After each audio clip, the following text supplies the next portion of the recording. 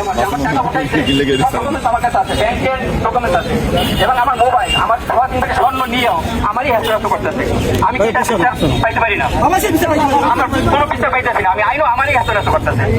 আপনার মতো আমি ভুক্তভোগী আমি শাস্তি কেন একজনের ফারজানা মিমের শাস্তি চাই, ফারজানা মিমের শাস্তি চাই, পরকীয়া ব্যভিচার শাস্তি কেন একজনের,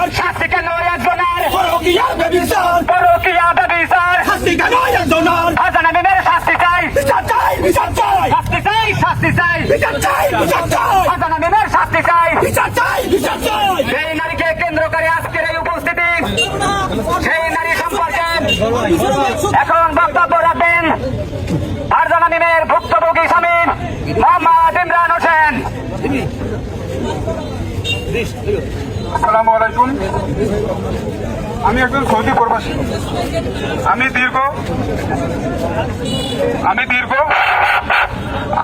দীর্ঘ 2 বছর প্রবাস গমন করি। প্রবাস গমন করাকালীনে আমার যত সমস্ত আয়ের উৎসর টাকা, সম্পূর্ণ টাকা আমি আমার ওয়াইফ ফারজানা মিমের অ্যাকাউন্টে পাঠাই।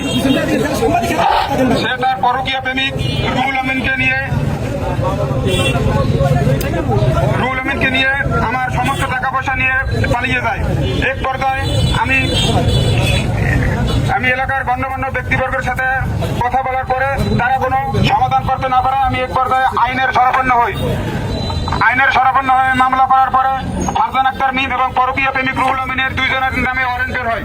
ওয়ারেন্ট হওয়ার পরে পরকীয়া প্রেমিক রুহুল আমিনকে গ্রেফতার করার পর ফারজানা আক্তার মিমকে তার পরিবার উক্ত ঘটনা থেকে রেহাই দেওয়ার জন্য ডিভোর্স না দিয়ে বিয়ে করা কথিত স্বামী জাহিদুল ইসলাম জাহিদের সাথে বিবাহ দেন।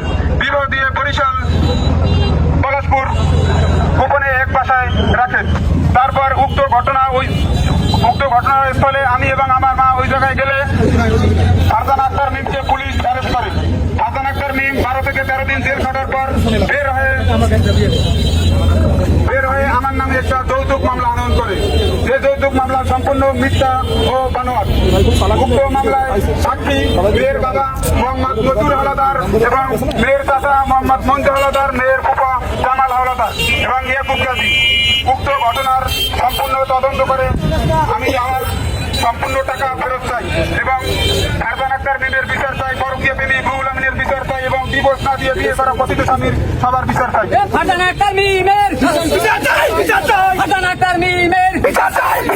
পরকীয়া ব্যভিচার শাস্তি কেন একজনের, ফারজানা আক্তার মিমের